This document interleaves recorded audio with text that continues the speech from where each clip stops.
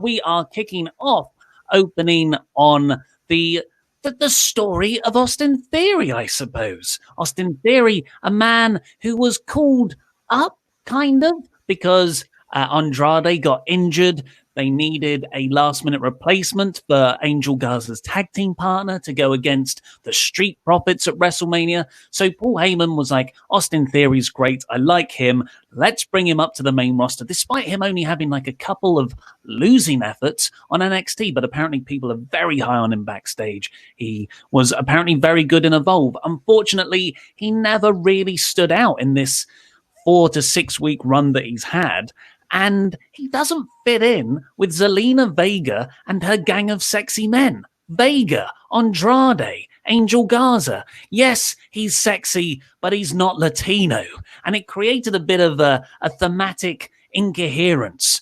But in a masterstroke, because Mike Johnson of PW Insider reported last week that Austin Theory, he heard that the plan was for Austin Theory to just come up for a bit, and then he'll be sent back down to developmental, because although people are high on him, they don't really, they think that he needs more work in sort of developing his overall star presence, I suppose, and seeing what he's done so far, I would lean to believe him. So when Andrade and Garza turned on him at the end of Angel Garza's match, I thought, well, that's it. He's going back down to NXT. But then Seth Rollins recruited him in the following bout, and it was just a masterstroke of booking and turning someone around like that. Do you know what I loved about the recruitment? It's exactly the same way Buddy Murphy was recruited. That's what I really, really liked about this, because as you say, like, you know, Austin Theory gets laid out by Andrade, Garza, and Zelina Vega. Zelina Vega says, "You're rubbish. You don't belong in the team. I never believed in you," and slaps him. And then my favorite part of that is then instantly it cuts to Charlie Caruso smiling. And I'm like, you heartless woman. Speaking of people losing their factions, here is Apollo Crews. But then we have Aleister Black versus Buddy Murphy, and Theory is still down at ringside, all beaten up, and Seth gets distracted by this and sort of goes over to sort of chat with him. Not too dissimilar to how when Buddy Murphy was beaten up by Aleister Black, and he, you know, losing that match. Nice parallel, because Aleister Black's in the ring as well. And he sort of was sat there, and Seth convinced him to come and help him. And you've just got this match that's going on. The match doesn't really matter one iota, because it's all about Seth not chatting to Theory, but just communicating with him through body language. And then he stands up, and he just motions to the ring.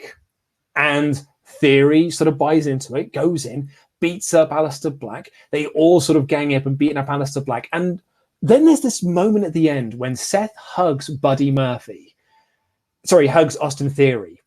And Buddy Murphy's got this look on his face that is both, I'm so proud of my boss. I'm so proud of my Messiah. I'm so proud that someone else is reading that message. But also, no one else gets to hug him. That's my thing.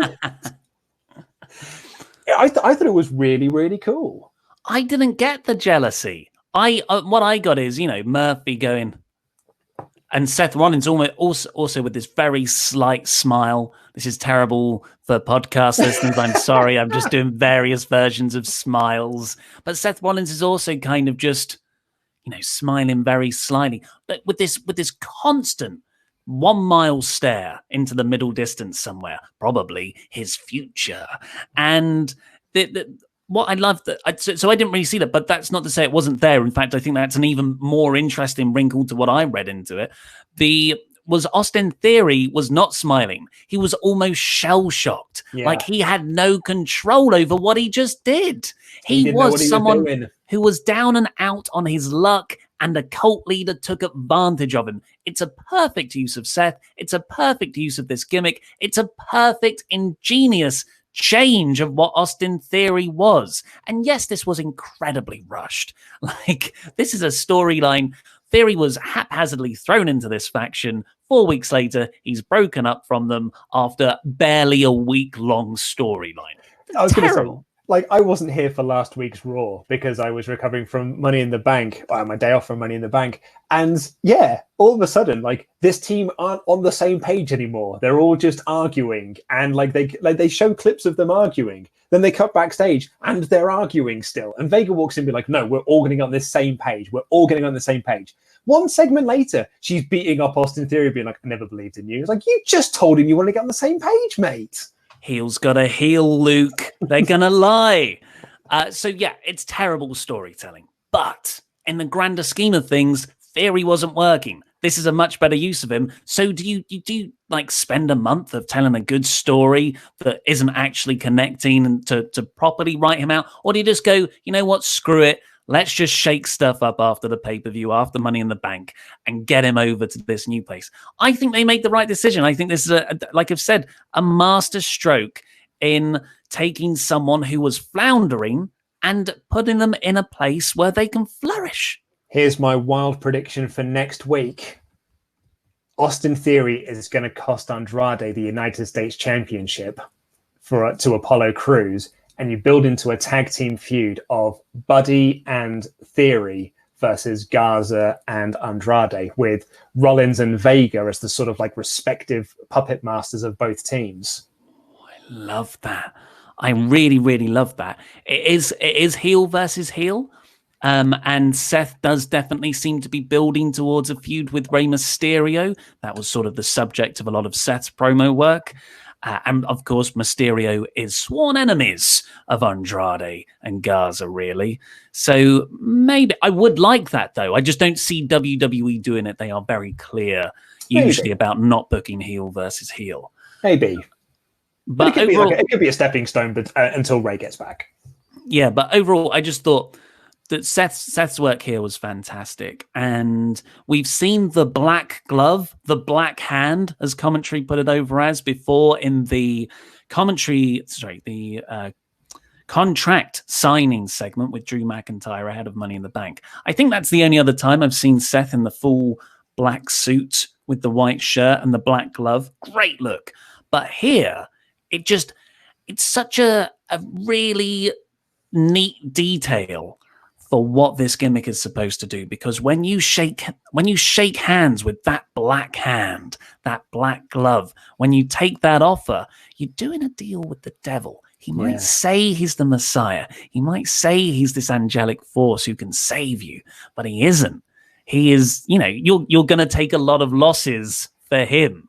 So I just thought, just cult-wise, Seth is one of the most exciting characters in wrestling right now, and he's bringing more and more people into it. As much as we love AOP, and I really, really do, I think they work for when they were Seth's bodyguards, when Seth was a bit of a chicken S-word heel. Yeah. But now, this is actually a more coherent execution of their concept.